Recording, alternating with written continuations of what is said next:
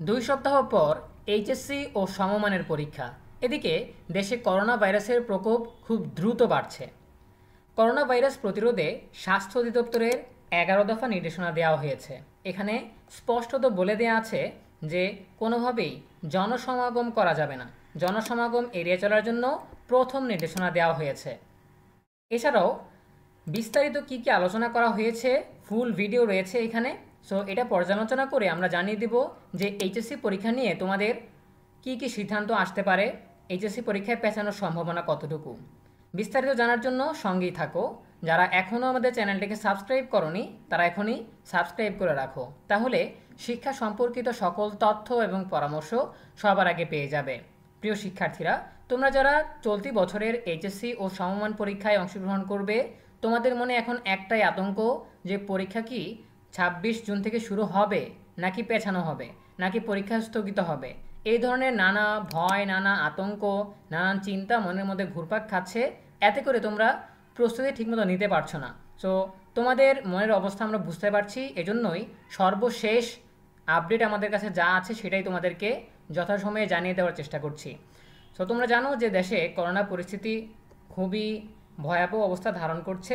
এখানে স্বাস্থ্য অধিদপ্তর থেকে ১১টি নির্দেশনা দেওয়া হয়েছে। এখানে দেখতে পাচ্ছ গতকাল বুধবার দুপুরে দেশের বর্তমান করোনা ভাইরাস পরিস্থিতি নিয়ে স্বাস্থ্য অধিদপ্তরে এক সংবাদ সম্মেলন হয়। সেখানে স্বাস্থ্য অধিদপ্তরের মহাপরিচালক অধ্যাপক ডক্টর মোহাম্মদ আবু জাফর ১১টি নির্দেশনা পড়ে শোনান। ঠিক আছে। সো এই যে সংবাদ সম্মেলন হয়েছিল সেখান থেকে এখানে তুলে ধরা হয়েছে যে ১১টা কী কী নির্দেশনা দেওয়া হয়েছে। আর পুরো সংবাদ সম্মেলন আমি শুরু থেকে শেষ পর্যন্ত দেখেছি। এরপর এখানে যে বিষয়গুলো নিয়ে আলোচনা করা হয়েছে সেগুলোই তোমাদের সামনে এখন উপস্থাপন করার জন্য বা আলোচনা করার জন্য এসেছি।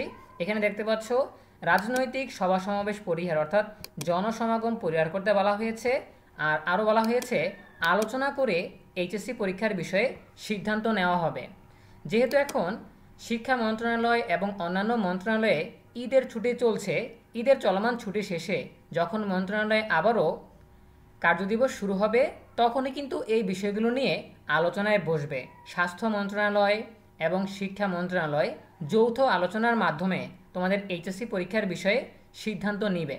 যারা বিস্তারিত জানতে চাও, এখানে যে সংবাদ সম্মেলনটি হয়েছে, স্বাস্থ্য অধিদপ্তরের যে সংবাদ সম্মেলন হয়েছে সেই সংবাদ সম্মেলন শুরু থেকে শেষ পর্যন্ত যারা দেখতে চাও তারা এই কিওয়ার্ডটি লিখে বা শিরোনামটি লিখে সার্চ দিলে ইউটিউবে পেয়ে যাবে। এডিএন বাংলা নিউজ থেকে এই নিউজটা প্রচার করা হয়েছে ১৮ মিনিটের। এটার একেবারে শেষের দিকে তোমাদের এইচএসসি পরীক্ষা নিয়ে আলোচনা করা হয়েছে। বলা হয়েছে যে যেহেতু ঈদের ছুটি চলছে, এখন শিক্ষা মন্ত্রণালয়ের সাথে আলোচনায় বসা যাচ্ছে না বা বৈঠক অনুষ্ঠিত হচ্ছে না। ঈদের ছুটি শেষ হলেই এ বিষয়ে আলোচনা করে এইচএসসি পরীক্ষার বিষয়ে সিদ্ধান্ত নেওয়া হবে। এখন কী ধরনের সিদ্ধান্ত আসবে সেটা স্বাস্থ্য মন্ত্রণালয় আর শিক্ষা মন্ত্রণালয়ের যৌথ বৈঠকের পরই আমরা জানতে পারবো।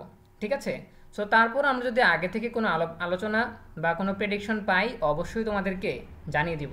সো এই ছিল আমাদের সর্বশেষ তথ্য। এ বিষয়ে তোমাদের যে কোনো প্রশ্ন কিংবা মতামত থাকলে জানাতে পারো কমেন্টে। দেখা হবে পরবর্তী আপডেট নিয়ে নতুন কোনো ভিডিওতে।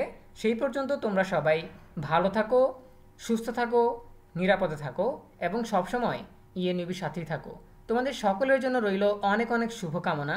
ধন্যবাদ সবাইকে।